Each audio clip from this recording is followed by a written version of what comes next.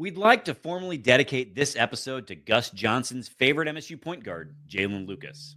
For the record, the podcast favorite is Keith Appling, since we have recurring bits about murderers. Anyway, you're listening to Can't Read, Can't Write.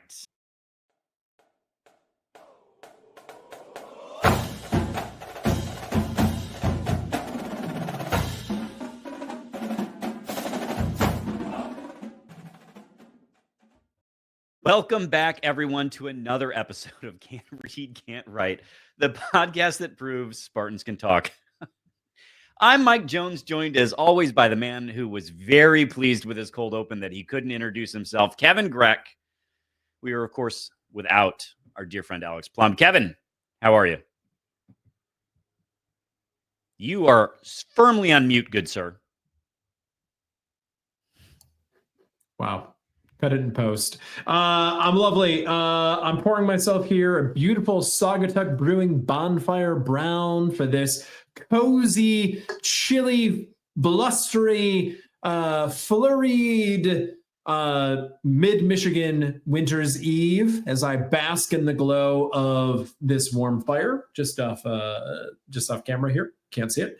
And also this week in MSU basketball, it has been quite a bit of fun. So that's my life right now. What about you, Mike Jones? I agree. It's been fun. In fact, it's been so much fun that I got out a fine sipper here in.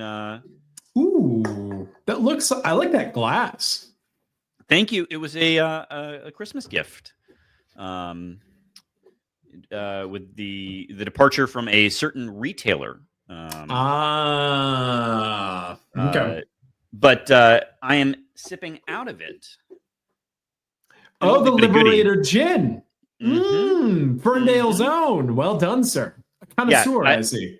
I feel like we've been doing a lot of little mystery shots from listener Mike Jones, which has been a fun bit, but it felt like it was time to bring back something that we could plug with some confidence. Yeah. And so, folks, genuinely, if you have not tried Liberator Gin, you are missing out. I am not a gin on the rocks person, but this is a straight up sipper. It is fantastic. Check yourself out, the Liberator Gin. Handsome bottle if you're watching on YouTube, by the way. And it's not that expensive, if I remember correctly. It's like it's in the 30s, I think, in most places. Maybe 32. Yeah. So it's not. It's no more than like the normal ones that you would reach for, something with a brand that you would recognize. It's right in that right in that area, and it's pretty good. It doesn't offer the same tasting notes as those. There's a reason we're calling it a sipper, and it's that it's kind of unique and a lot more of a lemony zest. Kind of undercut some of that juniper. Really nice drink. But anyway, great week of basketball. It is also cold as bejesus here. I've had the fire on most days. So keep the fire burning, Mike Jones. Keep the fire burning. We, of course, want to thank everyone for listening. And if we could ask a small favor, please share the pod with Spartans in your life. Rate, review, subscribe wherever you get podcasts. Leaving a written review does mean a lot. Leaving 5 stars means a lot. And if you get a chance to check us out on YouTube, subscribing to the channel means a ton. And if you can comment and like, that'd be a huge help. You can find us on Twitter and Instagram at Spartan_pod. And of course on Blue Sky, just at Spartan Pod. Greg, what are we doing today? I feel like we got a lot to talk about. Well, first, I'm dealing with the regret of not calling Keith Appling in the opener Kelly Appling, because Appling would also work. Yeah, it would have gotten the name wrong, but the audience would have known what we were talking about, and it would have gotten the name partially right for the murderers bit. It all would have paid off. So I'm going to have to deal with that for the rest of my life. But for the rest of the episode, the Green Wall, where football always leads. And I think as much fun as basketball has been this week, football has earned a spot this episode. So we'll talk about the sports on campus. Then there is a little bit to cover off Grand River. You have Rick Barnes here. I would add other men's hoops coaches, maybe even within the Big Ten. I think Mick Cronin has made quite the splash in the last week. People kind of forgot about him, but he's on the radar now. Then there's a couple basketball games to preview in Penn State and Illinois. It's hate week for hockey, so we'll talk about them several times. And then, of course, we'll take your Twitter questions. Is it hate week or is it the one true hate week? Are we saying Forks down or Indiana doesn't have a hockey team, so it's not the one true hate week. This is always down. Yeah, this is a simulated hate week sort of situation. Okay. All right. Well, let's dive into it. So, of course, yes, we need to absolutely start with football because it was a busy week for our dear friends in the Tom Izzo football building. So we've got some additions to the staff. We've got some additions to the team. And then I think we need to spend a moment LOLing at something. So let's start with new team members. And I think the biggest, literally and figuratively, would be Connor Moore, a Montana State transfer, 6'5", 310, played left tackle at Montana State, is projected to play right tackle here. Apparently that was a bit of a selling point, actually, that the staff was like, no, if you're going to play in the league, you're probably going to play right tackle. So let's do that. Let's start now. Yeah. At the FCS level, he was all FCS first team last year, all Big Sky last year. As a freshman, the year before that, he was an all freshman FCS honoree. He gave up 11 pressures last year. Unfortunately, 5 of them came in against the national champions of the FCS, North Dakota State University. MSU lands him holding off Ohio State and Cincinnati. He's out. I believe he's from Toledo, Ohio. So holding off 2 home state competitors, and obviously Ohio State, is a name that's worth mentioning as someone that you fended off, which would be the second time this year that we've done that. Yeah, excellent. This is a big one. I mean, this is probably on paper the biggest get from the portal this year. Yeah. And the guys, they pulled out all the stops for Connor, man. I got to see Jonathan Smith at the game, and I knew he was there, and I knew that he was recruiting this young man. He was like 4 rows up from me in the Izone alumni. My Izone alumni t-shirt. How did this get on here? Anyway, but also Connor, I believe, was introduced to President Kevin G and Alan Haller, and we hear it through the grapevine, maybe directly to some boosters that were at the game as well, because it's NIL time. So, and I think Tom Izzo played a role in closing. Yeah. So pulled out all the stops and it worked. The guys got what is on paper the highest rated offensive line talent left in the portal. And that means something because every program in the country basically would like to have a little bit more beef up front. And we got ours. And it's going to be a very beefy roster looking at it for 2025. Anything else on this, Jonesy, you want to talk about? Yeah, and I'm forgetting now who. I'm going to butcher it. Someone tweeted this out, and so I'm absolutely stealing. But someone pointed out the difference between people who had actually played meaningful snaps of football at the offensive line level last year versus this year, or the year we're coming into. Assume with the caveat like these players stay through the spring transfer portal and all that other stuff, but. We're looking at like a doubling. We went from, I think, 10-ish last year to 19, I believe, this year. I think what's interesting to me too is the number of, I believe this puts it, if we count transfers, 1, 2, 3, this will be four stars that we have in the offensive line room at this point in time. The next year's offensive line is looking pretty experienced on paper, in a productive way, right? The Wake Forest transfer Solid pickup at the Power 4 level. This guy obviously has played a lot of football at Montana State. We have a redshirt freshman, soon to be redshirt sophomore, playing left tackle, who will be coming back and played a ton of snaps for us last year. Like, this team's looking a little bit okay. Like, A I little bit more have my stout. attention. You have my attention now. Sure. So that's great. Speaking of attention, I know that the entire listenership understands how important the offensive line is, but we are going to lose our listening audience if we talk about this anymore. Let's move on to Rodney Bullard. Jonesy, tell us about Rodney. Rodney comes from a school I have truly never heard of, Valdosta State. It's a D2 school. Rodney's 6 foot 170. I think we were pretty pleased with our wide receiver haul thus far. And so I'm not projecting Rodney as a starter or a contributor or anything like that. But the dude produced undeniably at a lower level. So last year had 42 catches for 1,001 yards, 13 touchdowns in 14 games. That's not to say that his production was a lower level. It's to say that his production happened at a lower level. Yes. He's got 2 years of eligibility remaining, if eligibility is still a thing in 2 years, and was a kick returner over there at the Valdosta. Yeah, including a 99-yard kick return for a touchdown last year. That's nothing. We only do 106-yard interceptions for touchdowns. So get on that, Rodney. Also, the first 19-year-old I think I've seen maybe ever in my entire life named Rodney. So that's worth calling out. Rodney, Connor, like what? These are names.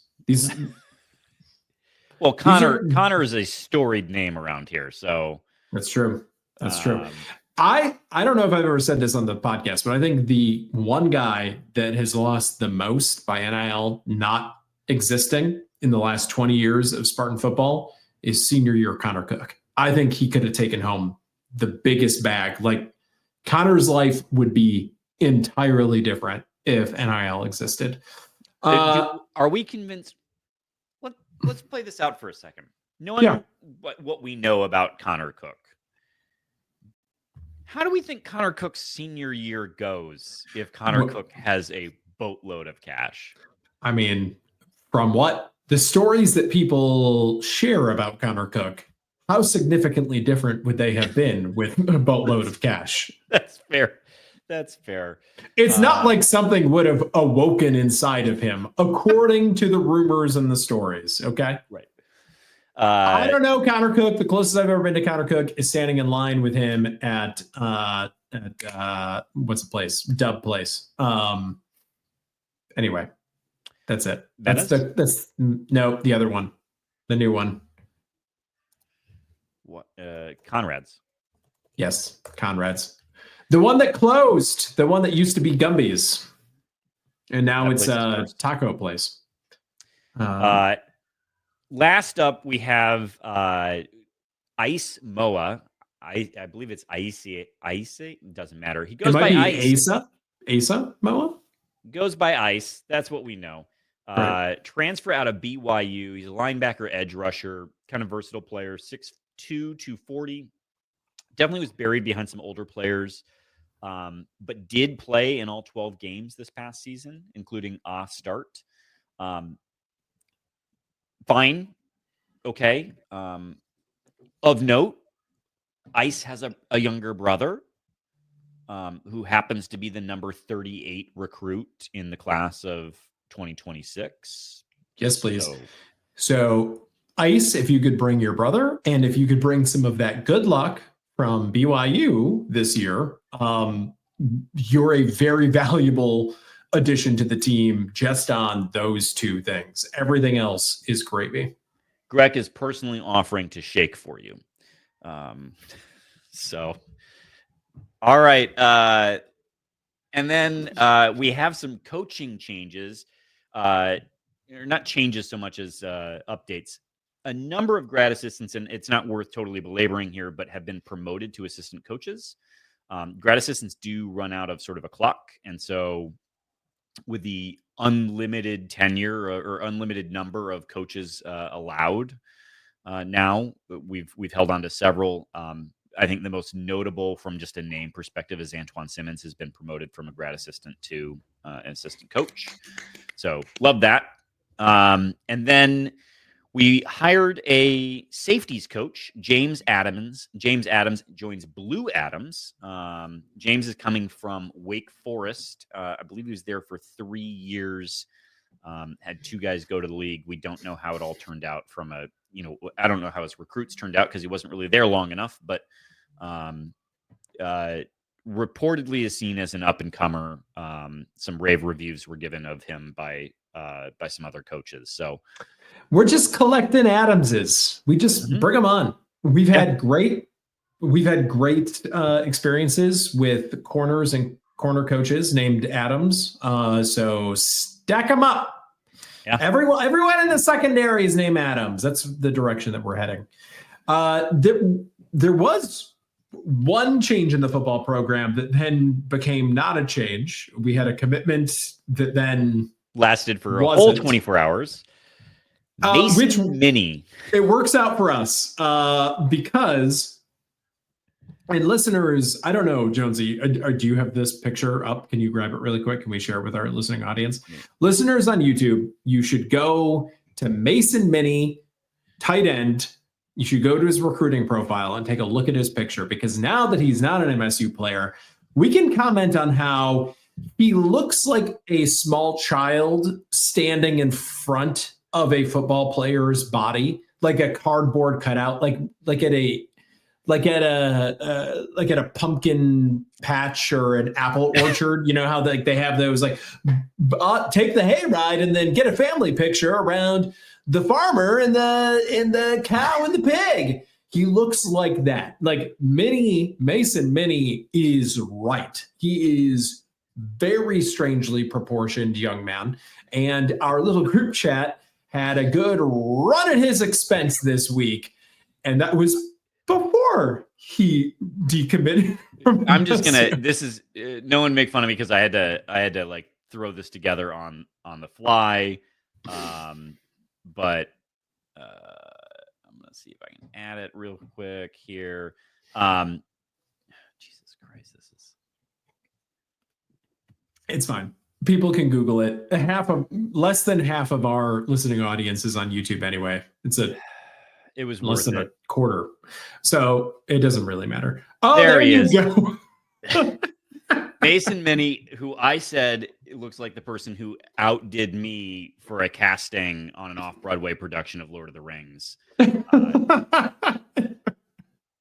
Our dear friend Mason Mini. Nothing. Yeah, I don't see. I remember like seeing football players on campus as a student, and I like when I'm able to get close to them now, it's like, oh my God, these people are Goliaths. I don't see how Mason Mini can possibly be any bigger than you are. Just judging by this photo. Yes. I remember right. I was at QD when Kellen Davis walked in. Oh, sure. And I was like, one, that's the most intimidating person on planet Earth, basically. And two, who were those hockey players that picked a fight with him? And no wonder he left one of them for dead in a ditch somewhere. Like, unbelievable. I don't think Mason Mini is carrying the mantle of Kellen Davis. We're just going to say that. Poor Mason. But I'm also, it's bothersome to me that you can go to his Twitter profile and find that tweet still up. like, I mean, truly can't be bothered to go fix it. He's got other folks to commit to. Committed and decommitted in less than 24 hours. Can't be bothered to change the initial commitment. Why not? It was nice to have you. We'll always have our moment in the sun, Mason Mini. Are we gonna? Because he ended up going to UCLA, right? Are we? No, Cal. Pardon me. We will not play him in all likelihood. Okay, very good. Also, I mean, like, Cal? Whatever, man. Like, you never know how NIL is being No, I know, but apportioned. it's like Cal? I know what you mean. I'm not that bothered by it. It's not like it's Well, though I guess Cal does have Valdosta a State. bizarre history of putting very good players into the league. Yeah. They've had a few. Mason Mini, 9/11 truther, as it turns out. That was the appeal of Cal. So, next up, anything else on this? Can we talk about basketball? We've had some fun, but can we start having real fun, actual fun? Let's dig into it. So, Michigan State plays hammered Washington 88-54 at the Zone alumni game. Greg, I will turn it over to you first since you were there. I will just say on the TV. Oh, what was I? Was I there? Oh, was on I? the TV, you all put the actual Zone to shame. You all were very loud. Well done. Listen, in fairness to the actual Zone, they only ask us to do this once a year. And it's a little bit self-selecting. It's a little bit self-selecting for psychopaths that are like, let's go back to East Lansing and let's yell at college children for 2 hours. I do love that part of it, that they are children in comparison. And yell, I did. I said some things about some of their players. This team, this Washington Husky team, as much as they didn't seem to be able to run offense at times, has really embraced the Husky part of the Washington culture. Like, these are some big boys out there. They did not look fit. They looked like they hadn't been to workouts and they hadn't learned how the offense operates. They ran offense with the energy of dogs in a kill shelter. Correct. It was no good. Correct. There was one point where on a weave handoff, they collided with one another and fell to the floor. And I watched whoever was running the weave, their point guard, presumably look up at the bench with just like, what are we doing? Who was wrong here? So anyway, their minutes distribution was pretty raucous. Like, they really have a pretty limited rotation. They had 1 point almost 10 minutes into the game. We yelled at them an awful lot. I said terrible things to Kelly Pfeiffer because he was there and I was able to do that. And I'm obligated to do so under those circumstances. And he earned it still somehow in this game. I mean, this was just a absolute shellacking, and it was so much fun to be there. So hats off to the program. I'm so glad that we get to do this kind of stuff. Welcome to the Big Ten in Washington. Go home. They just played Michigan, right? They played Michigan today. I'm guessing they lost that game as well. They did. Probably not in as spectacular fashion, but by 25 points instead of 30. Well, so let's dig a little bit into the box score here, just because I think there's a few things to call out. So Jaden Akins scores 20 points, 1 steal, 1 assist, 0 turnovers, 3 boards. Great game from Akins, and you saw some aggressiveness at times from him that you're like, man, yeah, like to see that. Jeremy Fears played easily his best game of the season. 12 points, 10 assists, first double-double of his career. Excellent. Trey Holloman, not shabby in his own right, 11.6 assists with 1 turnover. So what is that? That's 16 of your 24 assists in the game between Fears and Holloman. I do, just on the subject of Fears, we've talked about the big differences between this year and last year. And I think we'll talk about this again in the Northwestern game. But Jeremy Fears, it's midway through the first half. We're up like 15 or whatever it is at that point. And he's dapping up the crowd on defense, trying to get us like to stay in it and stay engaged. And that's that step on the throat, just put the knife all the way into him, like mentality that this program has lacked for 3 years. And we saw it that day. Like we've seen it before, but it was evident to me in that moment that he was like, I'm not here to beat the Washington Huskies. I want to humiliate them on television and make them rue the day they walked into this place. There's a psychopath to his game that is did he get teed up in this game? I don't think so. Either way, we've now seen in multiple games him very clearly getting under the skin of opposing players.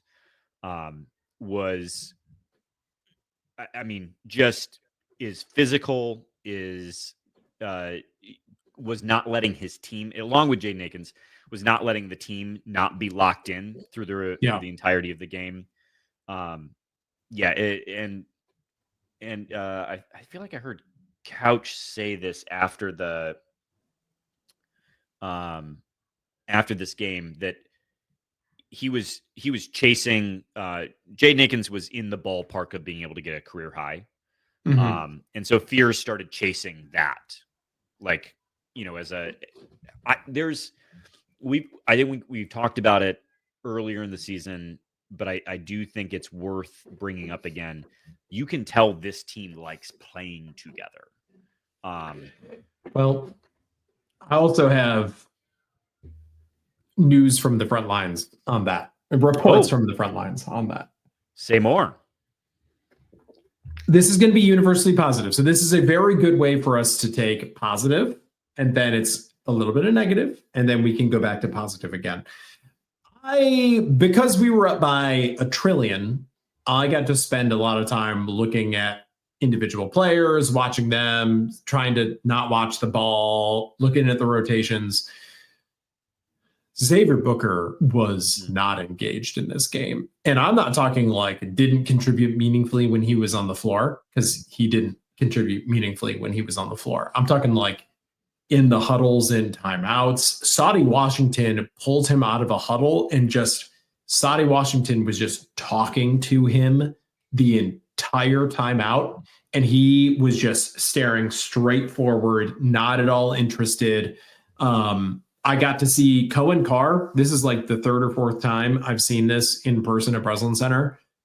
Go and try to get like Xavier Booker engaged in some way of just like, hey man, let's go. Come on, let's do this. And he does it I've seen it in various different ways. That happened in this game as well.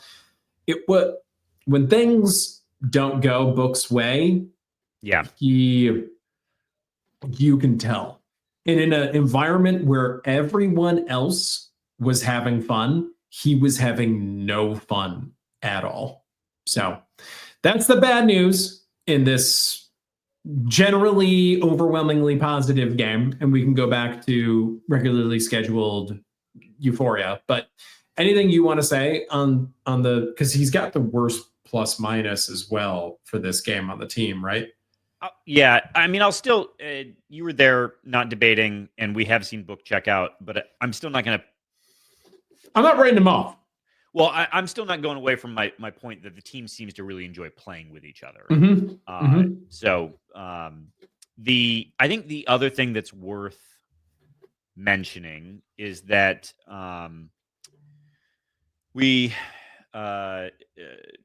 Washington had the $2 million man, Greg Osibor, Great Osibor.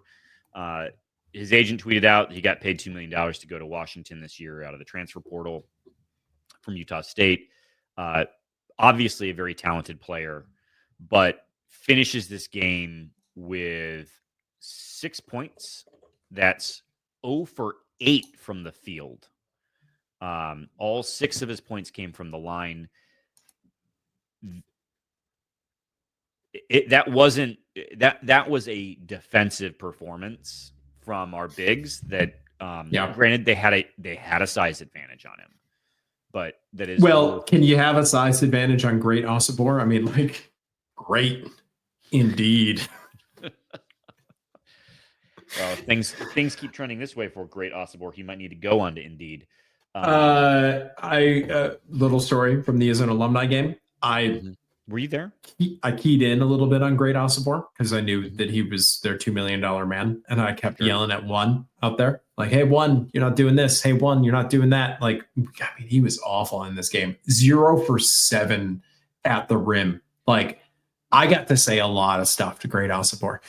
But early in the game, when I was yelling at one of my fellow Izone alumni attendees was like, he got shot in the leg this year. Like, what do you expect? And I was like, I'm very obviously talking about their terrible number one player. I'm not going to talk trash about Jeremy Fears at the game in the middle of the Izone alumni. While we're kicking their ass and he's racking up a double-double. While we're winning substantially.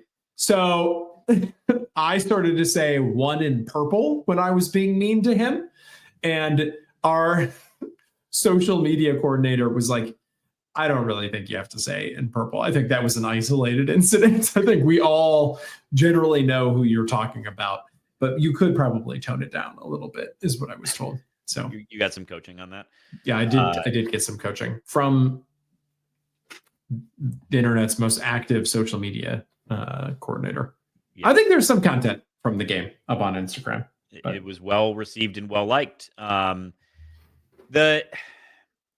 think the other thing of note that's going to carry over here as we talk about it, but Jace Richardson had that off game the prior week and then responded in this one.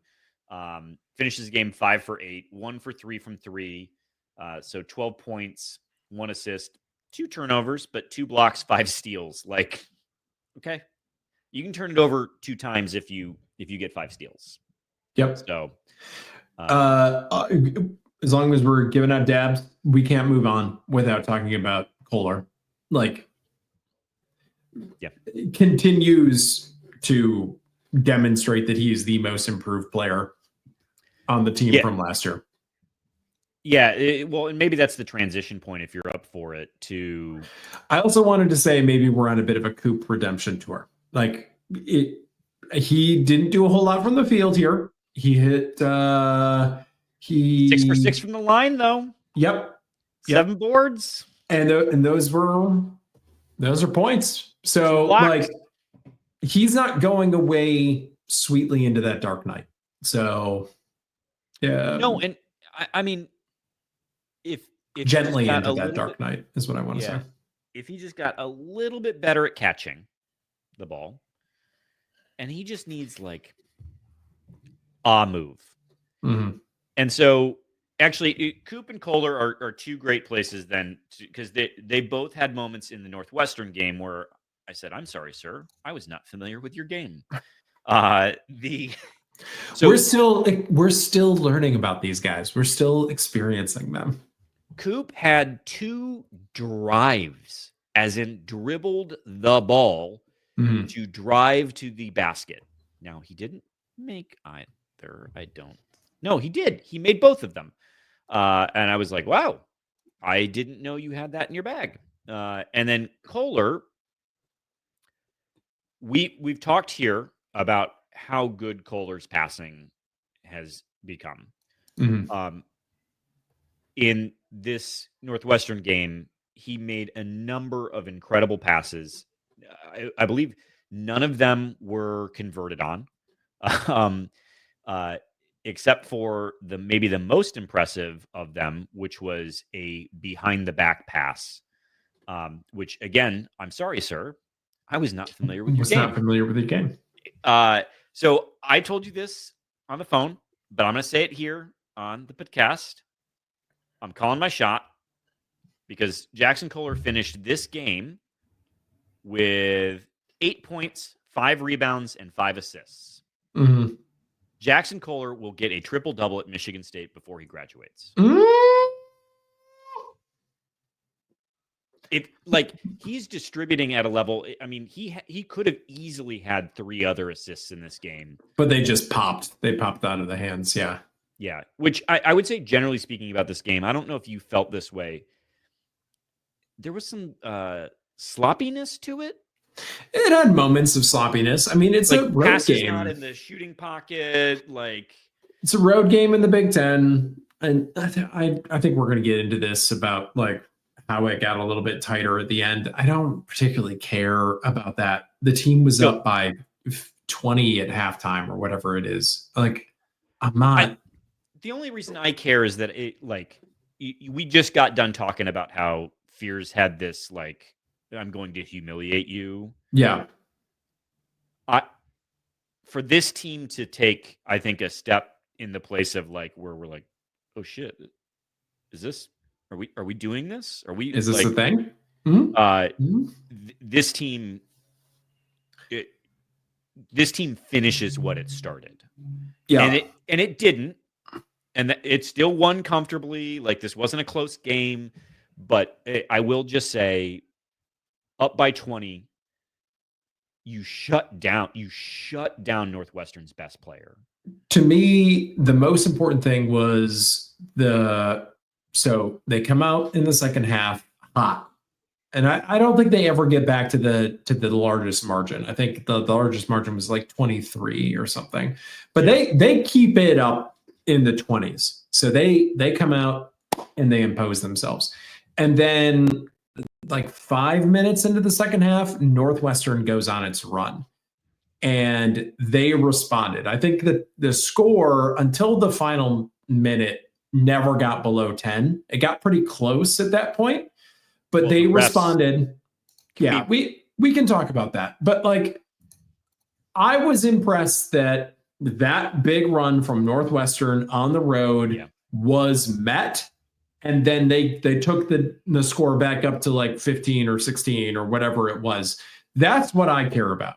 I care about, in college basketball, you're going to experience these things. You're going to go on the road. You're going to go into, I was about to call it a hostile environment, but as much as people are dabbing up the Izone alumni for that game, West Lansing was hopping.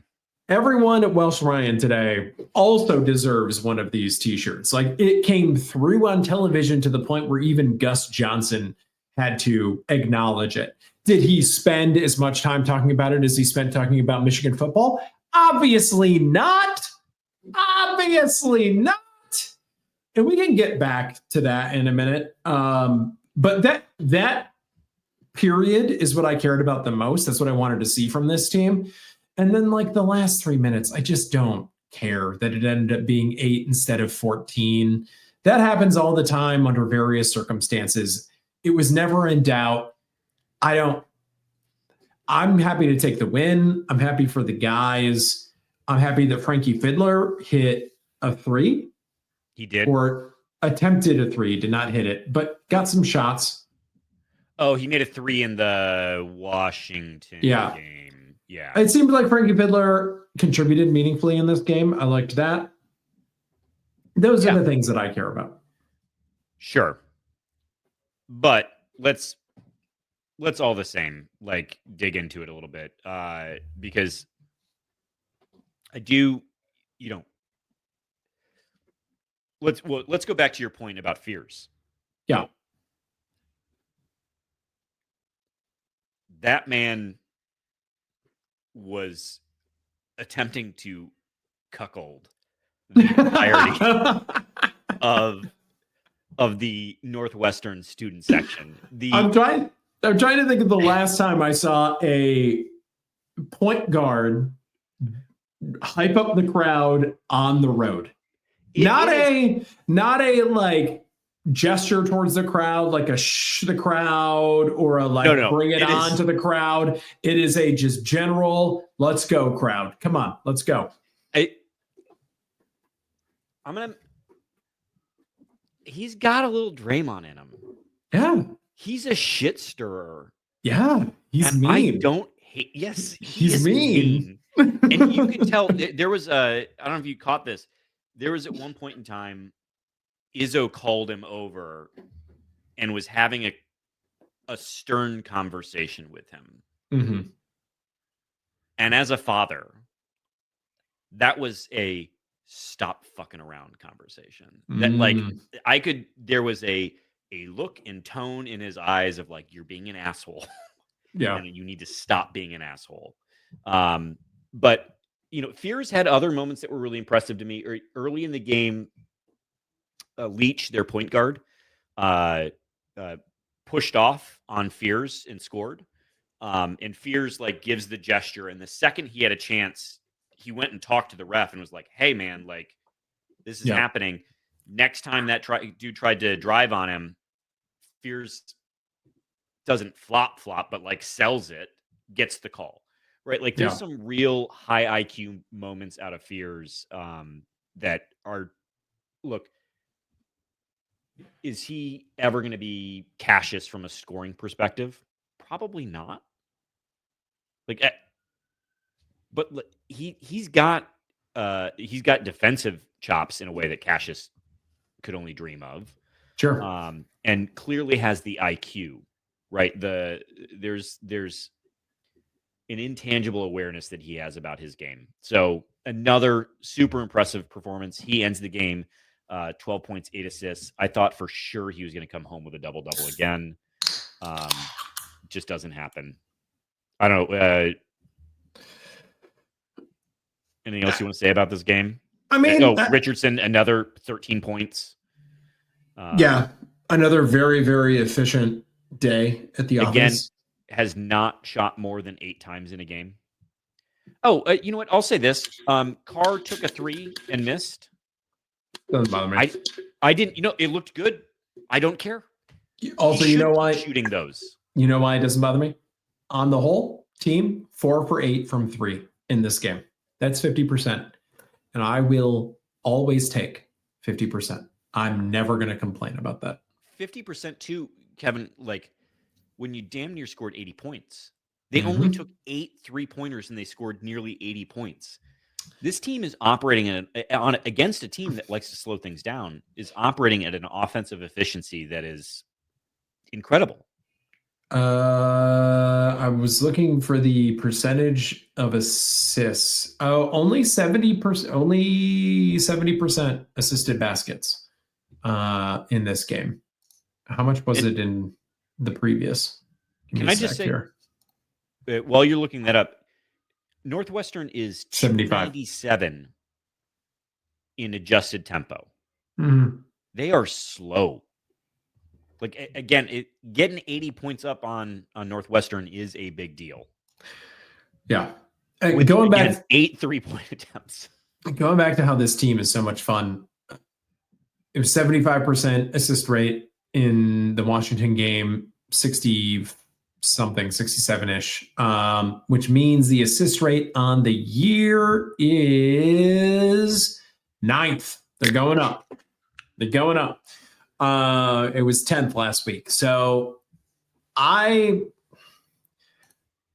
just so thrilled with the way that this team is rounding into form right now.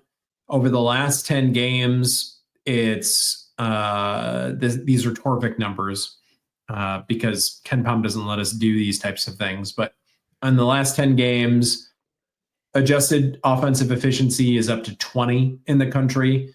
3-point percentage is up to 35 in the country. That's only 130th.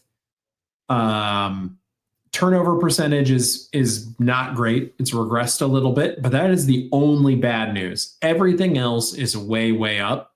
The 3-point rate is low. It's 325th over the last 10 games. So the team is making more threes, but it's focused on taking fewer of them. So those are adjustments. Like, we're seeing this team round into form right now, and it's only January. Now, I know I've seen this before where teams can just sort of like top out.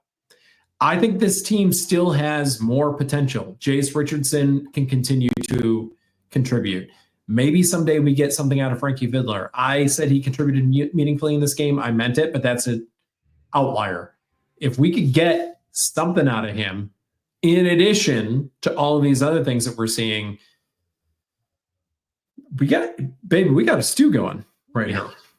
It's nice to see us impose our will on teams instead of play whatever game the other team wants to play. To your point, we're seeing growth happen in real time.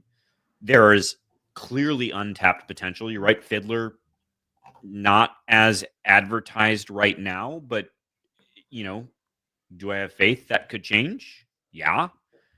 Book, per the previous conversation. I think we'd be a little bit remiss if we didn't also mention, because our dear listener guest is not here, that this was MSU's maybe worst free throw shooting performance of the season. Going a terrible, really by our standards, 74.1% from the line, 20 for 27. And Izzo said something to Fears after it, and he's like, yeah, I know. I'll be in the gym. I'll work on it. Because Fears went, it was not good. 3 for 7 from the line. Missed a lot of front ends of one-on-ones as well. I think we had at least 3 or 4 of those. Paula missed one of those. Yeah. And you know what? I think the other thing, some of the quotes coming out after the game about Fiddler, who Izzo seems very clearly like not throwing flowers at Fiddler. But some of the quotes from the players are really encouraging as a, like, we know he can do it. Like everyone's round, like they genuinely seem to care about each other. And that's just, they seem to be having as much fun as we are. And that's what I like. Well, most of them. As long as you were kind of putting a little bit of a wet blanket on there, I think it is worth mentioning this is kind of the like friendly part of the schedule. Like it's good to see this team be able to take these reps and find itself. And hopefully they learn from it, because February is going to be a little bit tougher. I mean, our trickiest game in January is hosting Illinois at home. That's our trickiest game on paper. Rutgers was supposed to be a 2-point win by Ken Palm, though. Like, I mean, just saying. Rutgers is not really on the road. Are you going to be there at the Garden? Are you going to be there? But if we had talked about it, I would have gone with you all. But no, I'm not going to go. We should have talked about it. I would have. I gotta go see some kind of event at the Garden, so it might as well be an MSU basketball game. I mean, so that's our bad. I screwed up. It's in like 13 days. Maybe I do look at tickets. Maybe we go. Maybe we figure it out. Anyway, Garden's great.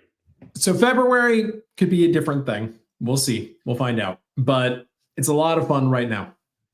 Do we also? How generous is it that we get Minnesota twice this year? It's not bad. I'm not complaining about that. Do we want to talk about the broadcast at all? Yeah. But I mean, we've got a number of questions about it, so we probably shouldn't spend too much time. No, let's just do it then. We don't need to give Gus Johnson any more of our time, because he barely gives us any time. Yeah, I'm convinced that this is a troll on his part, that he knows and he's doing this on purpose. I'll just ask this, and then we'll move on. Mm-hmm. But Tom has some modicum of power about who officiates his games. Mm-hmm. I'm not suggesting that he can get rid of Gus Johnson, because we know that TV does indeed rule. Yeah. But I do feel like if Tom made a call and said, hey, your boy's an idiot. Or just said directly to Gus Johnson, like, I hear that you're being an asshole. And well, it's not just him though, because Jim Jordan plays into it, and it also mixes up names all the time. But Jim Jordan wouldn't if Gus Johnson wasn't there.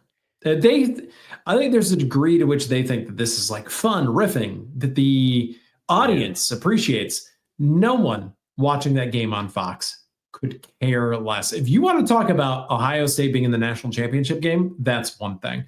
But making it so much about just, Oh, we both pretend not to care about teams on TV, but we definitely do care about these teams. We are 100% fans, and because they're not in front of us right now, we get to indulge in this. Yeah, it's like he gets to launder it. Yeah.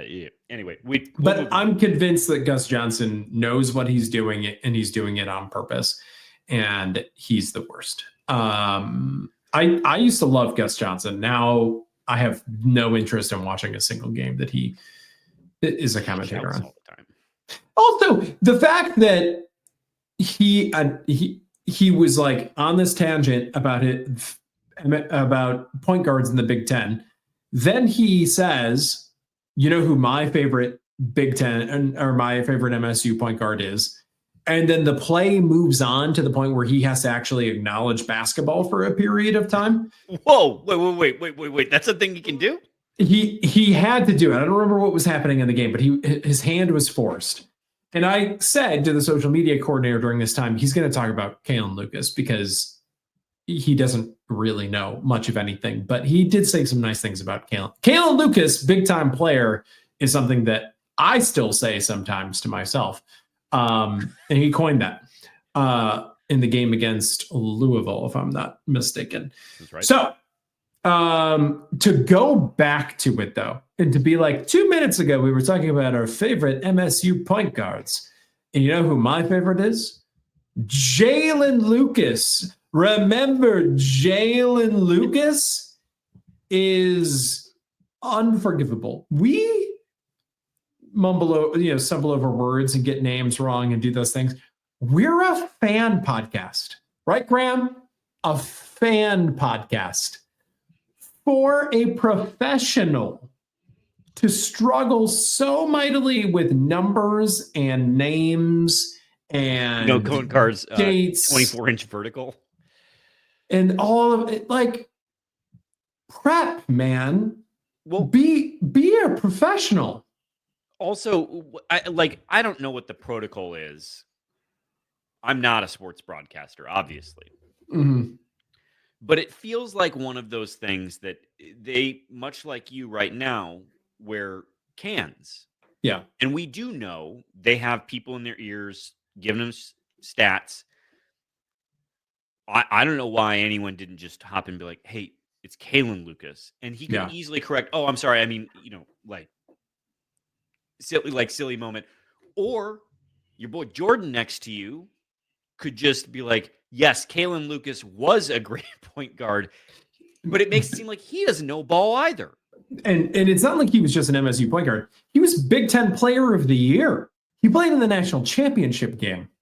Like, you can't mess these up. That's your job.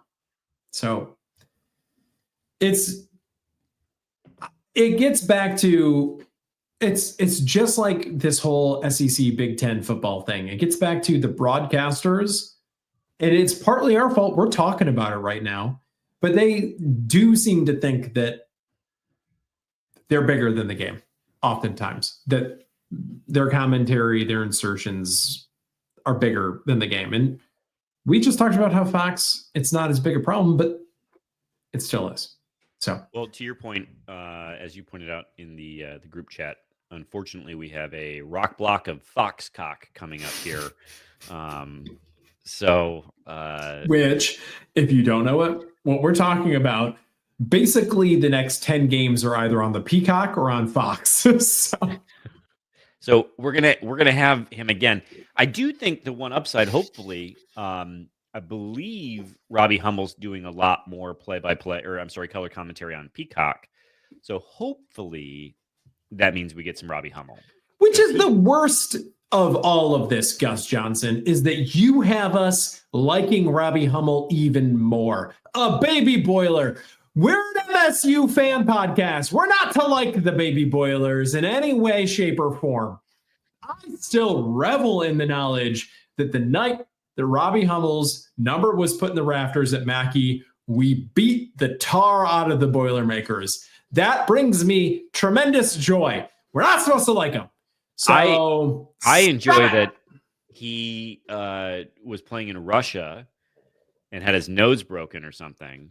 Yeah. And had to wear Paul Davis's Paul hand-me-down Davis's face mask.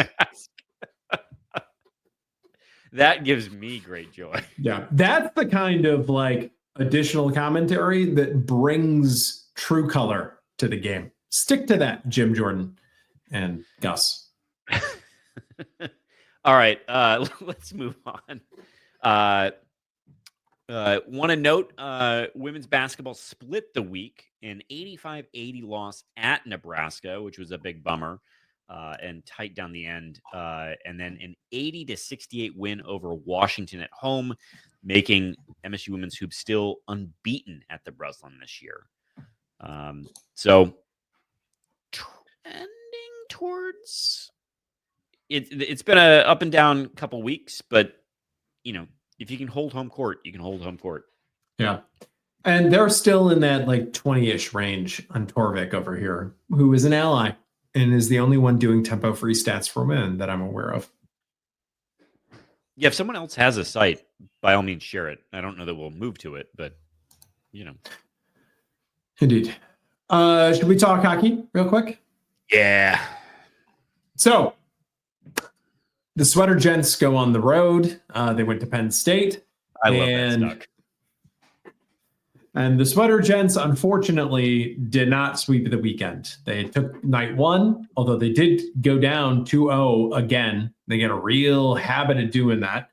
And then in game two, it went to a shootout, which means that MSU gets 1 point and Penn State gets 2 points, I believe. They took 4 of 6 points in the Big Ten standings on the weekend. That is a little bit disappointing because Penn State is not a bad team if you look at the pairwise rankings, but they are like substantially lower than the other Big Ten teams. And this was an opportunity to get 6 points. Fortunately, though, Minnesota also did not fully take care of business this weekend. So MSU has now moved into number 1 in the Big Ten in points, and in all likelihood will probably remain number 1 in the country in spite of the shootout loss. So not what you want, but finally in the lead in the Big Ten in points. And it's going to be hate week, not the one true hate week. Forks down today, forks down tomorrow. But the other one. Forks down forever. Going on the road, playing Michigan at Yost on Friday, and then home on Saturday. Duel in the D is later in the season. So pretty big weekend. Pretty big. All right. Before we move on, want to give a quick shout out to our dear friends at Mama's Mercantile and Eatery. You can find Mama's Mercantile and Eatery on Instagram at mamas.merc. You can find them at mamasmerc.com on the World Wide Web. Worldwide, that's not it. And of course, you can find them off of I-94 at exit 153, Clear Lake Road. Want to give a shout out to, again, as we're entering Lions playoff territory, they do have that Lions game day special. You can check out the Honolulu Burger, which is that half-pound locally raised beef patty, cheddar, grilled pineapple, barbecue, mayo, lettuce, served with fries and dip and sauce, $3 domestics. And I think the most important thing you need to know, because the whole menu is great, the cocktails are fantastic, but if you mention Can't Read, Can't Write, you get 10% off of your bill. So please, dear friends, go to Mama's Mercantile and Eatery. Let them know that Can't Read, Can't Write sent you. Send a pic. We'll retweet it or something. Send a pic! Send a pic! Yeah. Do those things. That would be great. After you like, rate, review, and subscribe to our show, do those things. All right, Greg, let's head off Grand River. I'll get one to add in at the top, since we're kind of on this social media and complaining about things and talking about the Lions tangent. Did I see someone on Twitter complaining that there was a Jared Goff chant from the Year Zone alumni? It was like, why are we having a Jared Goff chant? Why would you do that? But I think it happened out there, and it's like, shut up. Let Lions fans have this. like, can't the whole state just rally around this team? And it's not even about Jared Goff. It's very much a Lions chant that just Jared Goff just happens to be the vehicle for it.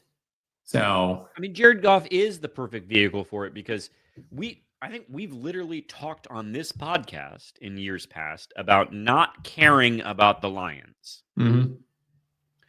Unfortunately, while I am very much rooting for all of you, and I mean that very sincerely, I didn't grow up like I'm not from Michigan. I spent a large portion of my life there, but like, why would you ever care about the Lions Mhm.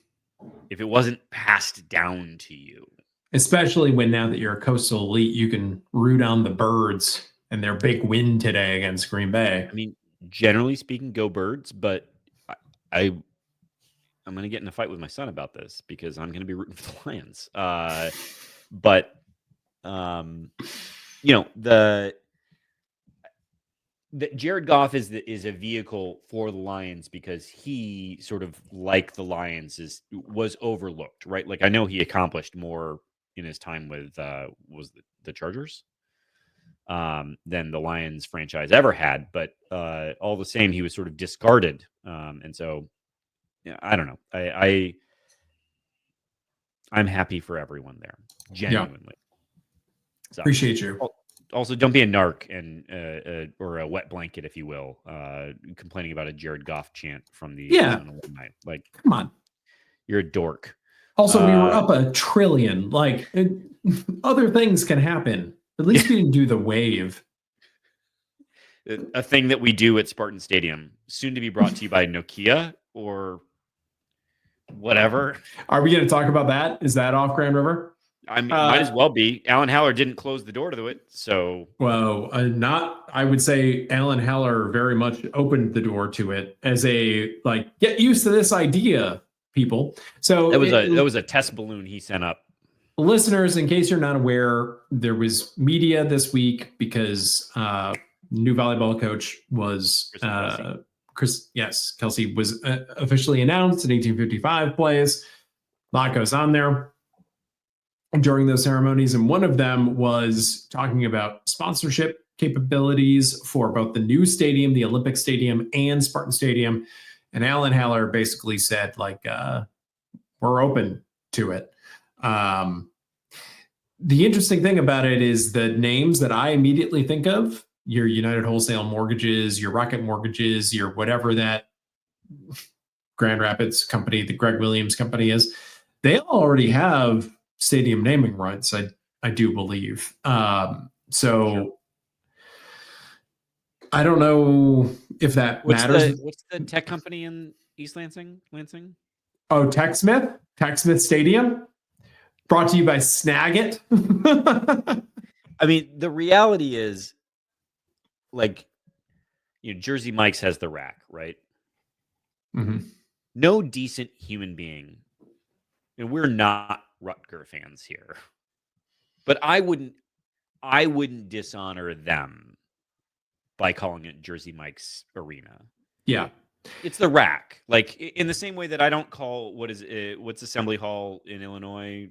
Oh, whatever that woman's name is. It's someone's name. It presents Assembly Hall these days. No, isn't State Farm Illinois?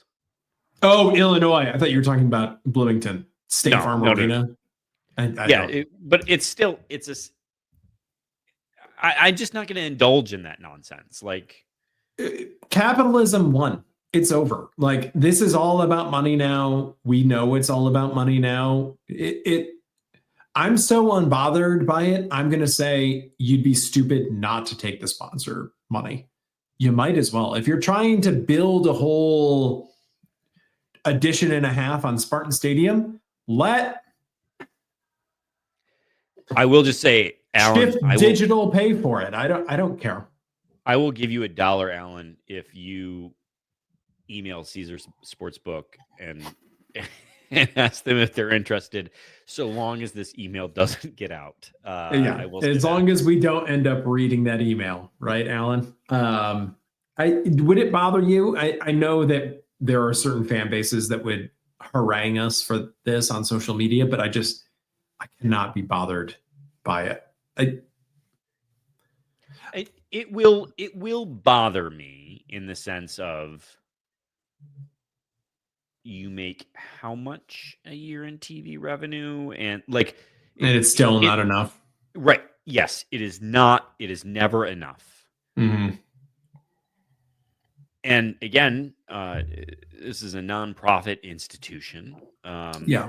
So I'm a little confused, but you're not wrong. I can say also, you are not wrong. You'd be an idiot not to. Yeah. It feels like, have you ever been through, watched a riff at a company and you're like, I get it. Like, I understand why that happened. Mm-hmm. It doesn't mean you like it. It doesn't feel good. It doesn't feel right. Like, nothing about it is good, but you can also understand on paper how it was the right thing to do. Yeah. It's kind of like that. I'll accept it. I won't acknowledge it. Do you think it's going to be as simple as MSU FCU Stadium? I mean, that already exists.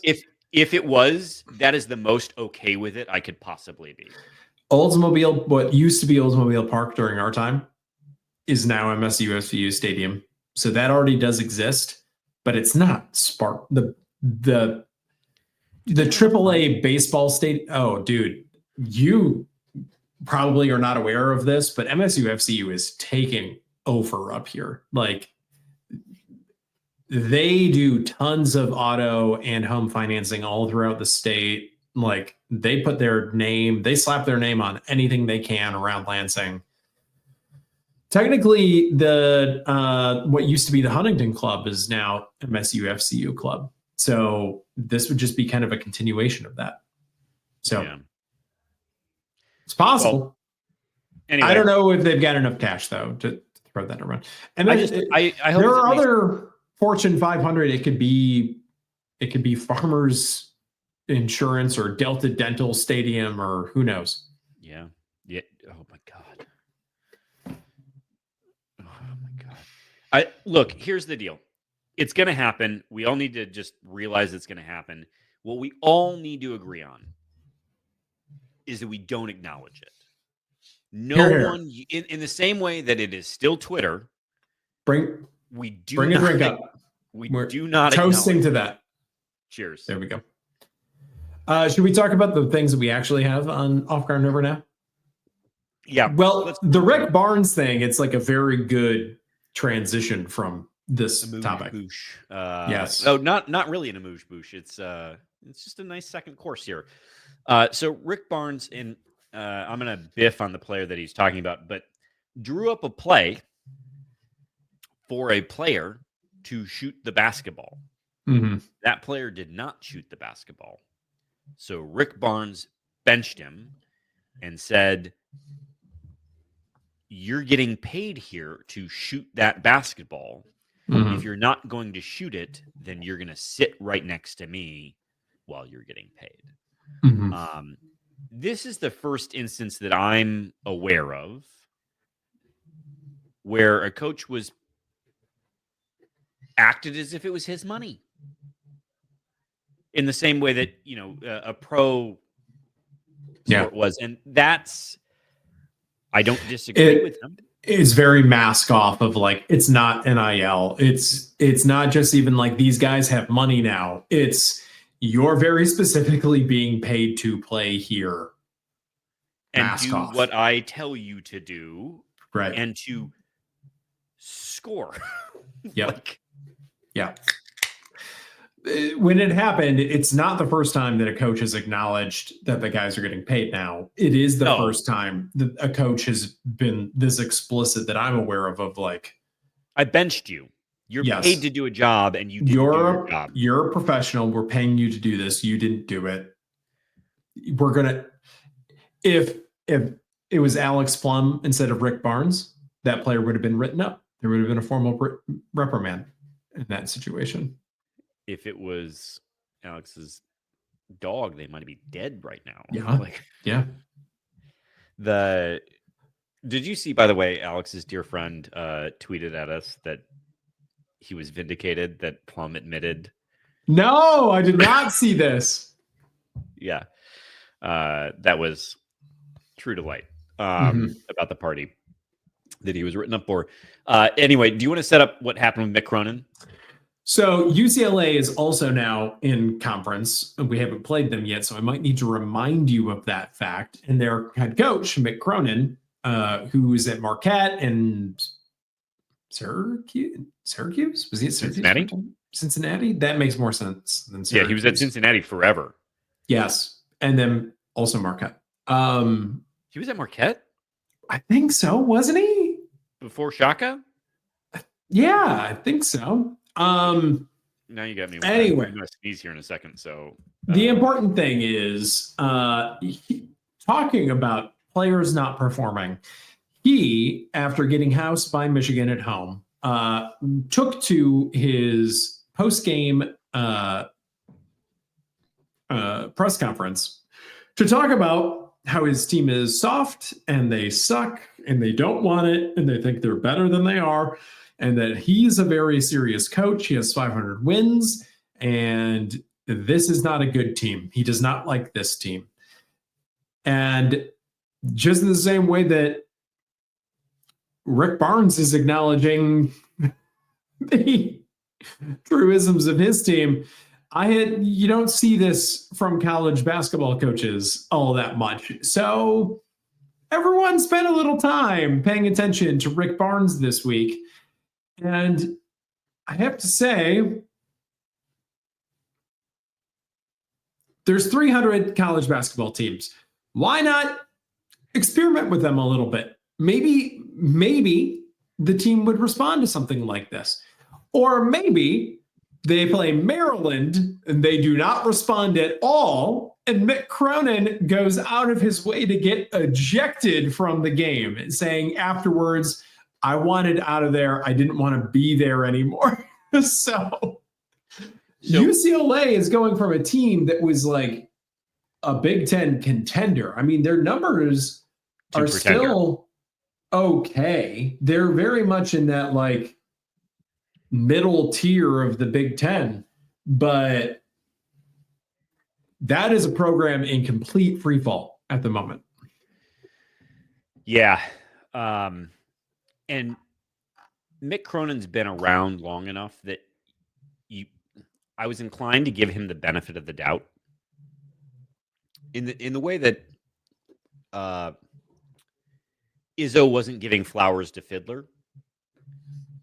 I suspect that Izzo is trying to push some buttons. We've seen him do this before, right? And so I suspected that Mick Cronin knew what he was doing. I don't know, man. I think Mick Cronin, maybe he's the next one to retire. Also, bro, don't flex your 500 wins. Yeah. Like, you're a very good coach. You beat us and then went to the Final Four that one year. Yeah, you beat us because we didn't box out on free throws. But anyway.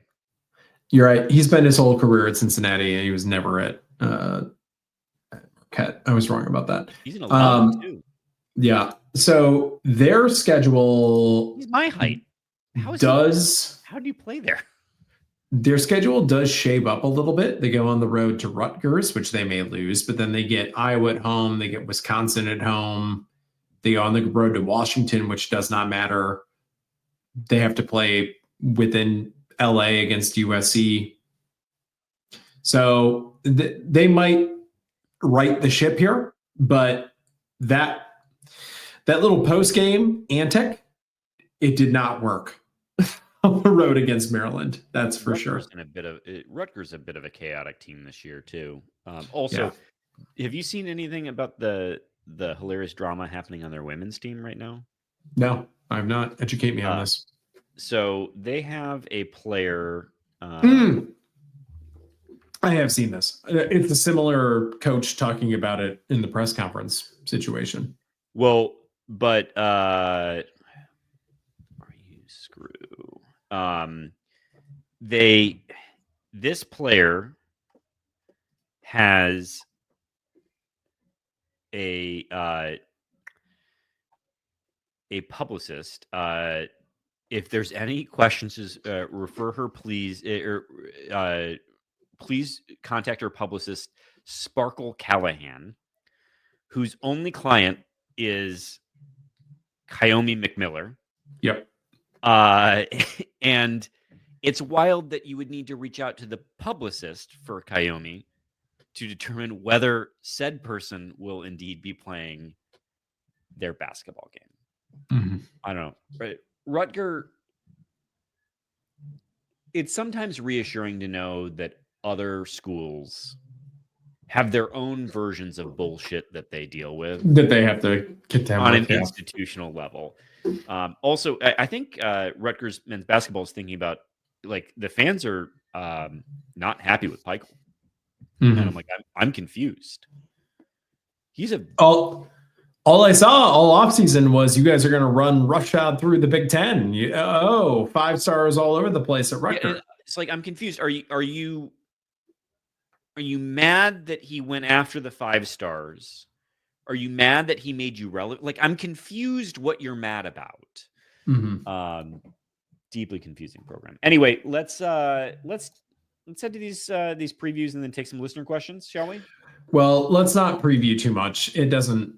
No one's listening for my previews. So there are 2 games this week, both at home, fortunately. First against Penn State, which is not a slouch. MSU is currently KenPom 14, I think. Yep. And Ace Bailey is quite a dude. He's a dude out there. He be duding around. But they are currently KenPom 50, 47 on offense, 64 on defense. And Ace is good. Zach Hicks is good. Nick Kern is good. Like, they got some guys. And these are older guys. These are all seniors that we're talking about right now.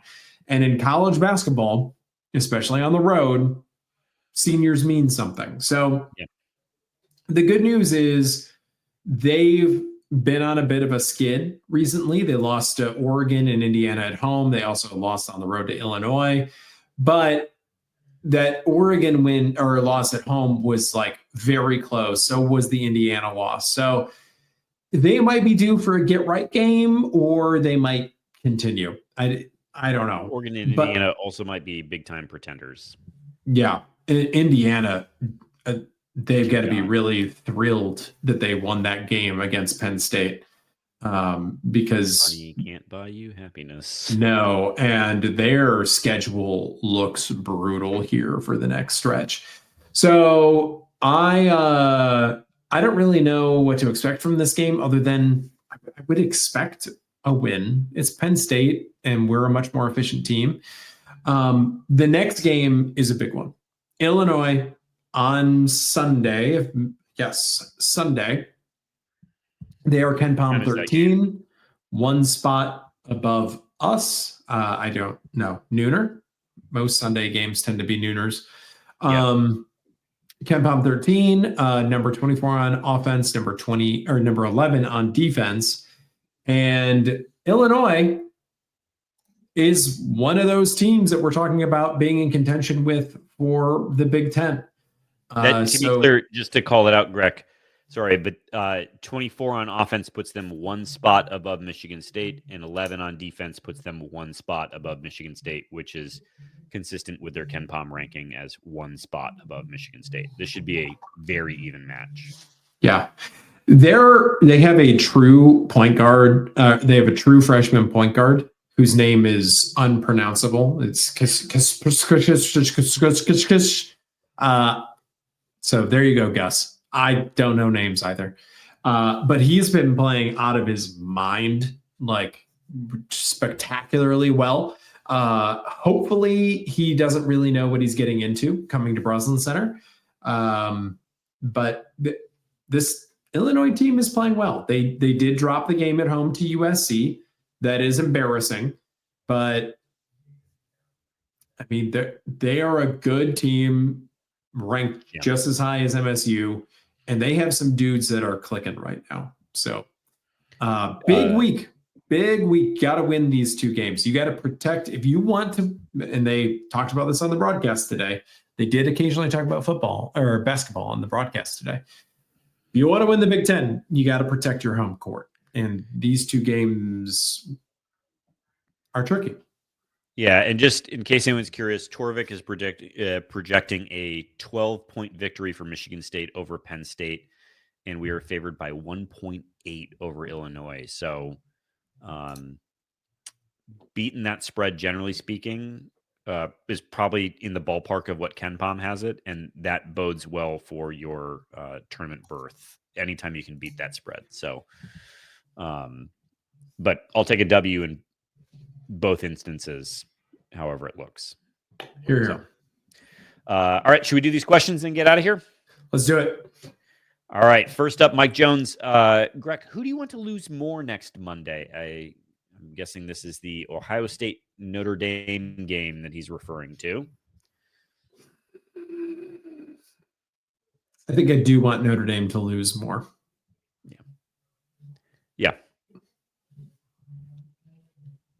Yeah.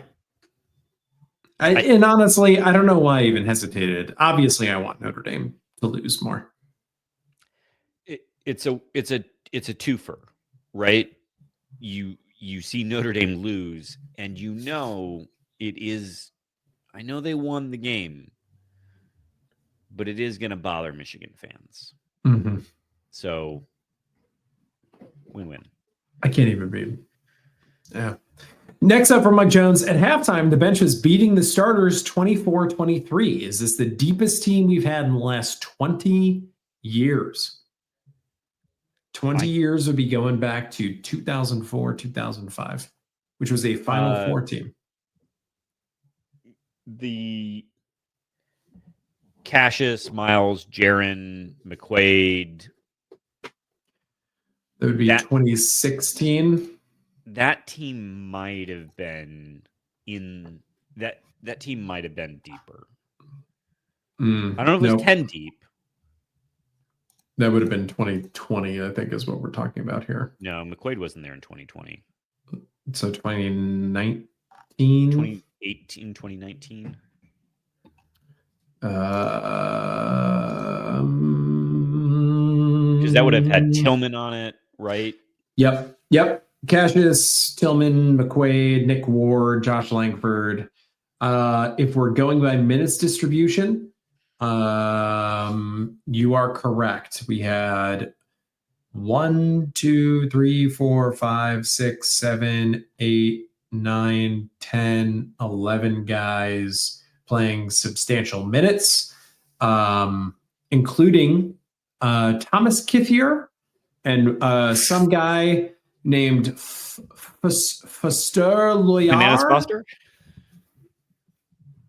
So, given that I just said Thomas Kithier and Foster Loyer out loud, Kyle Arns was also getting minutes on that game. Yeah, well, that team is not as deep as this year's team. But this is a good example of how that team did have a little bit more higher level talent. That's a team that had Miles on it? Miles was already gone by this point. So I guess I should go to the one before that. That would be 2018. Yeah.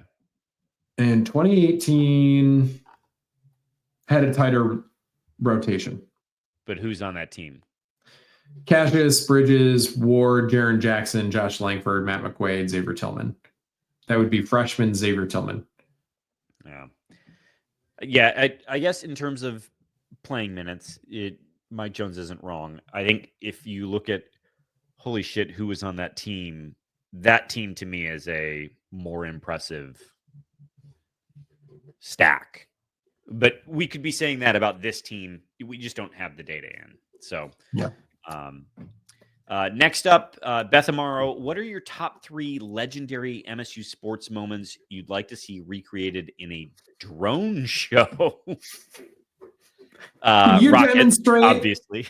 Yeah, Rocket is big. Can you demonstrate that someone's having trouble with the snap on a drone show?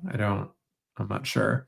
You could do the Rose Bowl, Kyler Ellsworth stop. That would be good. You could do an LJ Scott reach with the ball. If drones can explode, the Devin Garner getting sacked a bajillion times. But like there needs to be a firework that happens. We're looking sort of at an X's and O's kind of play out here is I think what we're thinking of in that scenario. How would you with drones demonstrate that when Kenny Goins hits that 3-point shot against Duke, Zion Williamson's basketball career ends in certain ways? Like, does the Zion drones just sort of drift off? Or it goes and it collects hundreds of $1 million, but it doesn't do anything. Spends all of his time sliding DMs on Instagram. And eating. All of the drones go to individual fast food restaurants in the local area, and they just pick up food, even though they're drones and they don't need to eat anything. You're stealing Spartan Rob's bit right now. Those are the ones that come to mind, Beth Amaro. Next up from Jason Fry, Jonesy, with Gus Johnson being a horseshit announcer, again, referring to Kalen Lucas as Jalen Lucas twice. I think he only did it once. Did he do it twice? He did it twice. Oh, my God. He might have done it 3 times, but... Was he the announcer in 2019 or 2009, 2010 who said Draymond Green and Raymond Morgan? I trust you, Jason Fry, to remember that. Also, I'm just going to, real quick, back to Beth. The LJ Scott handover, that would be a drone show recreation. Yeah, sure. Believe it. Next up, Jordan Villarreal. Do you think Izzo has done enough this season to shake off the Izzo is washed camp of MSU fans? What more does he need to do? If not, we've never been a flashy program, always blue collar. We need to trust and stop wanting Izzo to be something he's not. I think this is a yes for me. But I think this camp, if you're saying Izzo is washed a bunch, you want another Final Four, and that's what it would take. What do you think? I think if you say Izzo is washed, if that's the thing you're saying, then clearly we're talking to a child. So let's start there. Let's be very honest about who we're talking to. And we're also in the camp of people who have been extremely spoiled because we have never known true heartbreak in the sense of like not making the tournament, right? Yeah. We've never had to know how the NIT works, which I do appreciate Tom Izzo for. But I do think, look, I think we've been in questioning, and we're going to get a question on this later, but we've kind of wondered, can he make what he does work in this era? We had those questions. And look, I don't know.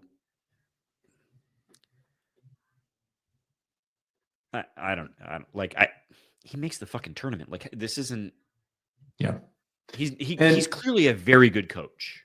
And I think the issues that we've been having are not as much era related or NIL related. They're just general personnel issues that would have happened with or without NIL and transfers and that kind of stuff. I think the frustrating thing is that he had a medium to solve the thing that was a flub. Because in years past, we've seen droughts from Izzo. It's because they missed. Yeah, they either misread or they just didn't land the dudes, and so there were a couple periods where things didn't go well for a bit. And well, by our standards, is very, very bougie. Yeah, but I don't know. Anyone who thinks Izzo's washed clearly is a child, like actually a child. Yep. So. Next up from Jordan, forgot it's Jonesy that's the leaving early hater. Sorry, Grooch. Appreciate you. I stand by that though. When we had like 20 night games this past season, and it's a long drive home. On this, what's the biggest thing Spartan Stadium can do to make people want to stay? Does it need to follow the on-field product? That's ultimately it's the on-field product. No, look, Jordan, there is no reason to leave early. Just do what Greg does. Stay with him. Roll up to Delta Arms, apartment 3. Just knock on the door. Just knock on the door. Don't knock. Go right in. Check to see if it's unlocked. Greg will let you in. You can stay the night. There is no reason to leave early. Next up from the Key Ski, Notre Dame versus Ohio State for this year's championship, and U of M winning last year. This is torture. Smith is 100 miles behind them. How do we speed this process up? I don't think you do. I don't think you can. I get the Keith Ski's frustration here. I understand it. But I think the floor is raising. And I keep going back to this, and I'll continue to. We're in floor raising mode. We're not in win now mode. I want this to be a good foundation to work on for the next 10 years. Can we also just, I don't want to give them any credit because we know they cheated. Mm-hmm. But it took Jim Harbaugh how long to beat Ohio State? Yeah. And he was barely even the coach there last year. He's only the coach there because remember all of the stuff that was going on with his contract, and remember how he went to the Minnesota Vikings expecting to get an offer and didn't get one because he's unlikable. Like that barely happened. It was held together with baling wire and tape. They got incredibly lucky. Well, but my point is about that is actually that they built it. Like they got better and better and better, and eventually it broke for them. So I'm sure for a while it felt like they were 100 miles behind. Mm-hmm. And so look, you got to focus on yourself, and you got to focus it on one day at a time, and don't get fooled next year because theoretically we have a much easier schedule. We're not that close, and Indiana is probably going to result in us, if we have a great year next year, going to result in us getting a snub based upon like one loss or something because of their nonsense. Anyway, next up, Kiski, who on the football roster besides Marsh has a chance in the NFL? I got some. There's always someone that comes out. Are there names that come immediately to mind? I mean, Marsh. Connor Moore. There you go. Next up, from the Kiski, Zapala's awesome. Greg, we all need to apologize for not being more excited about him. I have said it before, and I will say it again right now. I'm happy to eat crow by the flock. He has contributed most meaningfully in this game, but I'm not the one that has to apologize the most. The person on the planet that should be most upset is Long Beach State coach Griff Aldrich, who is not as good a basketball coach as Tom Izzo and had Zapala coming off the bench at Longwood State. Also, here's to you, Griff Aldrich. What's that? A murder of crow, not a flock of crow. Yes, pardon me. Another one of our murder bits. It all comes back around together. Next up from Thomas, I was pretty annoyed at how close the Northwestern game got down at the end due to some sloppy second half play. Should I be on the short list to replace Izzo when he hangs it up? Yes, because you are not a sunshine blower. You are an excellence demander. Mm-hmm. So that's what we're here for. Next up from Thomas Zambiasi. Greg, this is for you. What is your go-to soup? I actually have this, and it's as awful as you assume it's going to be. Campbell's chunky chicken tortilla soup. All right. Would you eat a non-Campbell's chicken tortilla soup? Oh, sure. Yeah, of course. I'll order a chicken tortilla soup at a restaurant as well. Second question, more important than that one. Mm-hmm. Is chili a soup? Ooh, it depends on the chili. If that chili is on a hot dog, it's something else entirely. But I've had some watery chili that I would consider to What be about a soup. Wendy's? Wendy's is on the waterier side, if memory serves. Soup? Yeah, closer to soup. But again, if you're having a Flint style coney with some chili on there, that chili is not soup. That chili is not soup. That's thick with 3 C's. Mm-hmm. What about you, Michael Jones? Do you have a go-to soup? More of a stew person. Yeah, I'm also more of a stew person, but you can't get that in a can. Next up from at Colorum, right? Is there something else to this? At Colorum on Blue Sky, doesn't the existence of the NFL, XFL, etc., offer the NCAA an avenue around the example Mike Jones gave last week about the big tech companies deciding to limit employees' tenure to 5 years? It's a good point, but this is worth, I think there is an explanation for that. And it's the collusion. It's the So in case cartel. people forget, we talked about the idea that the issue with limiting how long you can play in the NCAA is sort of like if FANG, the top tech companies, all agreed that you could only work there for 5 years and then you were out. And so I think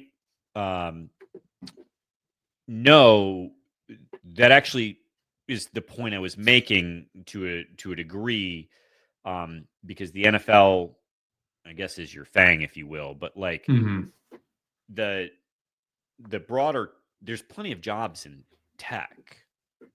It's just the idea that there's a handful of people saying, no, you can't work here any longer. Yes, that's the collusion component of it. When clearly you can make plenty of money being there. Yeah, Connor, it's not that the NCAA has some kind of role as like the only other institution of professional sports now that's not the NFL. It's that the schools have put this artificial like rule in place, and they've all decided that they're going to enforce it together. Yeah, and then other it's than anti-competitive. The XFL is not going to pay you as much as you're going to, I don't think, or the USFL or whatever is. I don't think you're going to make as much there as you're making in college. Not now, not these days. So. Next up from Spartan 18770, did Melting Moments actually seal the deal to get Connor Moore? This is borrowed from some viral Twitter content. Oh, I didn't see this. Someone got a picture of him having a Melting Moments and asked out loud, like, did Melting Moments really seal the deal on this? I said, I did see this. Look at me. I'm the Twitter one now, Mike Jones. I'm the online guy. I'm online guy. It is funny. I hope Connor knows that you only eat half of a Melting Moment sandwich, because otherwise you will feel sick to your stomach. And he committed, so I assume he is a ball knower in this way. Next up, which combination is the best to Mike Jones? A, peanut butter and jelly, B, Sonny and Cher, or C, Gus Johnson and the mute button? I must hate listen, because I have a hard time watching the game on mute. There's too much that I want to hear. So it is the best is PB&J. Yeah. Did you notice, Jonesy, how well this question was formatted by Spartan 18770? You had like the full question together, and then you gave the response options. I did. And I know that our listeners all take note of proper formatting. Next up, Ali asks, Greg, are we back? Are you back, Ali? How's that leg doing, bud? I hope you're doing okay out there. It feels like we're in the realm of back. Like, this is the most fun I've had watching MSU basketball since the pandemic. Yeah. Yes, that's for sure. And I was having a lot of fun watching MSU basketball when the pandemic hit. That's part of what was so brutal about the pandemic. But I'm starting to get that that joy is back in me a little bit. Yeah. Next up from Verbose Dutch, Jonesy, what is the ceiling for the MSU men's basketball team? If you're in the Final Four, then you're in the Final Four. Like, anything can happen at that point in time. I've said this a couple weeks ago. I'm sticking with it. Though it does seem like the thing that we want to happen doesn't tend to happen for us when we're in the Final Four. That's a monkey to get off the back. Yeah, but you know what? Here's the thing, is that if I'm just happy to be at the party, then... That sounds like a loser mentality. We No. We demand here's excellence over here, Mike Jones. We've been robbed so many times, and then I've had to deal with this nonsense of AJ Hoggard dumb. AJ Hoggard dumb.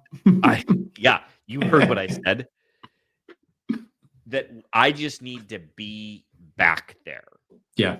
Because at that point in time, then I can say, we are a good team. They are a good team. I'm going to bite all of my nails off, and what will happen will happen. I have not watched the Houston team. I've seen Auburn. I've seen Duke. I've seen Tennessee. I've seen Bama. I'm wondering if there's just like not a team that's going to go run away with it. But I've got to check back in. Figure out how to shoot a fucking 3-point shot, then my God and my Lord. Then we got a stew going, baby. Next up from Leaf, Mike Jones. What would you do with a $20 million payout? Pattern a touchdown Stanton mosaic rising out of the red cedar, or simply invest in a no-fail sound system for the pod? That is hurtful, Susan. Wow. Okay. Is hurtful. You know, if I had $20 million, I probably would do this pod full time so I could answer your questions daily, Leaf. Because why nothing would give me greater joy. Why is it $20 million? Where'd you come up with that? 20 million payout. I'm sure it is a very esoteric reference to something that I'm not picking up on. Is that the Ohio State roster alleged payroll? Maybe. Or I think and maybe it's what Notre Dame is getting as an independent for its participation in the college football playoff. Also, that should not be allowed. The ACC should be like ours because we're poor. Right. The ACC should definitely be like, you get everything that you want. You want to take this as well. Right. But Notre Dame would have worked this out in advance. Next from Leaf, MSU's senior offensive analyst, Aaron Pufkrad, was elevated to passing game coordinator. So which specific passing situation, A, third down, B, 2-minute drill, or C, red zone pass, do you want him to perfect first? I did so much lifting for you, Leaf, by knowing how you had formatted this question and being able to use my emphasis to go back. We had to do a pre-production meeting on this question, Leaf. Go back and re-listen, Leaf, to how Spartan 18770 properly formatted the same general type of question. But now let us answer it for Leaf here. Aaron, what type of passing game coordinator do we want him to be? Third down, 2-minute drill, red zone pass. I actually think our 2-minute drill was, generally speaking, pretty productive, and our third downs I'm not terribly upset about. I'm going red zone. Yeah, we have. It's been a famine in the red zone for a while, several years now. But I love a good third down conversion that gets me amped. So finally, from the Upper Deck Jerk guy, although wasn't there a year that we put up like the most yards for the fewest points in the country? Like just really good. Rookie year, I believe. Sounds right. Next up from the Upper Deck Jerk guy. And finally, is this team better than everybody thinks? Good question.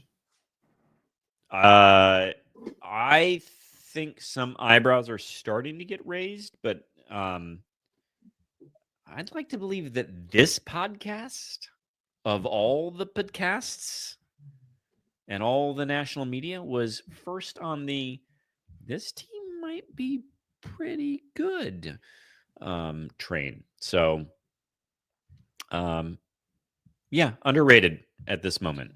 We Let's say got you, Greg. early, but yeah. I don't know who everybody is. I'm still worried about this team against high level talent, but we'll see. How many transfers on the OL for 2025 will be transfers from this year? How many stars? So one in the kid from Wake Forest, one from the pickup that we got today. Yeah, just this week. Or this week. And then I think it's TBD on the Oregon State guy. Mm-hmm. He's in the mix, but I do think that, look, Christian Phillips was good before he got hurt, and Gavin Brocious was good before he got hurt. Like, they're going to deserve a chance to compete at that spot. So, I think 2 for sure, possibly 3. Yep, good call.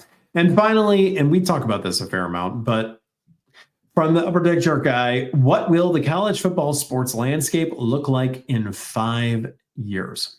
Go get yourself a DVD. Find the movie Idiocracy. And then just imagine redoing that, but for sports. We've already got Charlie Baker. We have the Terry Crews character running the fucking show. Mm-hmm. Like, we are living Idiocracy in so many ways, but I don't think there's a more fuller place that it exists in our society than it actually exists in sports.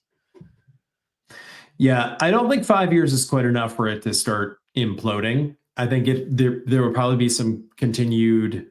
Wasn't that the point of Idiocracy? Is that you've put it's a pig. You just have the airs of, like, yeah, whatever it used to be. Yep. I think it'll implode at some point, but there's going to be more consolidation. The Big Ten and the SEC might be doing some kind of, for football at least, doing their own thing. I don't know. The one caveat on all of this, right, though, is, like, do some of the Western schools be like, oh, I don't want to do this anymore? Some of the Big Ten Western schools. Yeah, like, I don't want to do these trips anymore. The problem is, will they have a different option? Yeah, I don't know. Are they going to be willing to go to the Big 12? I don't think any of them will be. Yeah. Yeah, I mean. So then what? Do you go back that hat in hand to whatever this Pac-12 thing is that Oregon State and Washington State is trying to keep together? The problem is that, if the Pac-12 had not just made their TV network exclusively available on refrigerators, like, maybe, like, they are. They were just ahead of the curve, Michael. Who tweeted this out? Someone tweeted out something about. We didn't talk about this. Northern Illinois going to the Mountain West. I think it was Cedar Village Bagel who tweeted this out, that he was, sort of boo on Northern Illinois, your garbage program, and I pushed back, and I think they didn't do anything wrong. The only reason there's a spot available for them in the Mountain West is because the Mountain West imploded, because the Pac-12 imploded, because the Pac-12 imploded because we stole programs. Well, those programs told us, you're taking us or we're going to the SEC. Is that stealing programs? The Pac-12 imploded because UCLA and USC shot the Pac-12 in the back of the head. UCLA was a tag-along. So largely USC shot the Pac-12 in the back of the head. Yes. So I don't know, but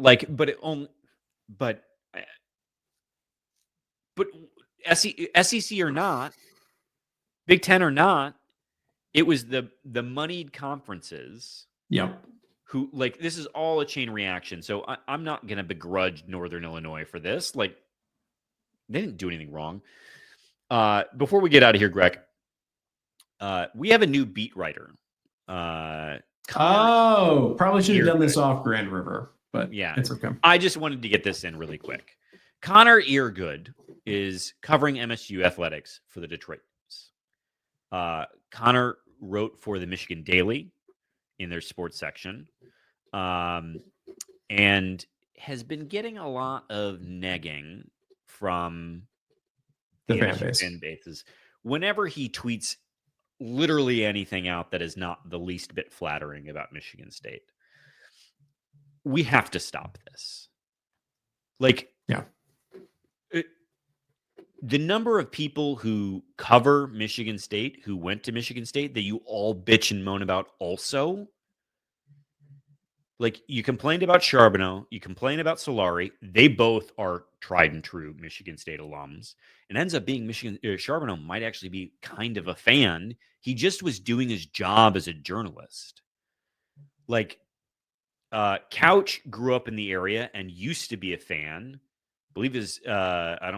I believe he has other connections in his life that he may or may not live with who have strong Michigan State connections. Like, we got to stop this. Dude went to U of M. Journalists do their job. Like, I think Connor's actually one of the people, if I recall correctly, didn't we talk about how the Michigan Daily had a very critical piece about like Mel Pearson and generally speaking, Ward Manuel's management of the athletic department? Like, they were one of the few people being critical. Yeah, we did talk about that. I don't know if I think Connor might have been the writer of that article. The point being is that, like, it just quit going after people because of where their credentials are. It's okay if they're not a good reporter. Like, Solari deserves a lot of the shit that he gets, but he went to MSU. Like, so I'm deeply confused by this idea that Connor might not be a particularly good reporter merely because he went to U of M. Like, I don't know. Connor, you're not listening, but welcome to the beat. Like, I hope you have a refreshing voice, and yeah, thanks for what you do. But everyone, get out of the fucking mentions. You're better than that. Yeah, it like, stop policing fucking reporters. Our fan base is really good at not understanding what does and does not make a good reporter. I'm not saying, I don't know Connor's work. I'm not saying that he is or is not, but our fan base does definitely over complain about the way that, like, didn't people hop on fucking Vanini? Yeah. And we do it. We talk about the blue wall a lot, but they are, I don't know. Different when we do it. It's imprecise and ham-fisted when the internet does it. We do it perfectly. Yeah, and I think you can also claim that people say dumb things. The only reason we're friendly with Graham is because we said he was an idiot enough times that it somehow got back to him. But, like, that doesn't mean that he's bad at his job. Like, yeah. So, like, let's just, I don't know. Everyone take a chill. Connor, welcome to the beat. Happy to have you. That's where I'm at. Detroit News sucks, though. And if you can tell Tony Paul that he's a piece of shit, that'd be great, too. Anyway, speaking of MSU alums on the beat. Right. Also a piece of shit. Anyway, dude, it's been a good one. Go green. Go white, Mike Jones. Enjoy